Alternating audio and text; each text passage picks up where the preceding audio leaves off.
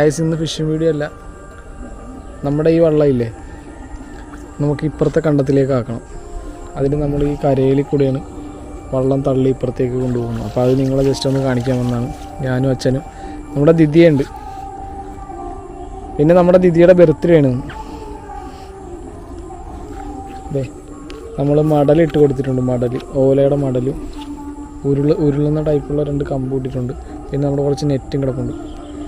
അപ്പോൾ ഇതേ കൂടി നമുക്കിങ്ങനെ വലിച്ച് ഇപ്പുറത്തേക്ക് ഇടാം. അപ്പോൾ ഇങ്ങനെ ഒന്ന് കാണിച്ചു തരാം. അത്